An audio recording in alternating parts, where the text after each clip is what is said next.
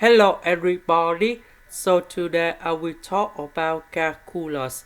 The topic today is about differential equations. So now I will show you how to answer. This one we can put into dy over dx.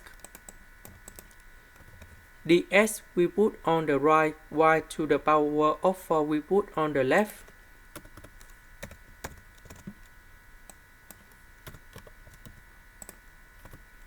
Next, we put the integration for the both sides.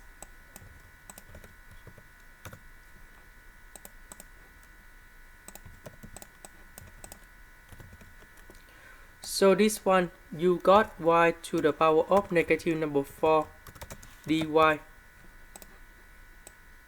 The integration of this one, we have y to the power of negative number 4 plus 1 over negative number 4 plus 1.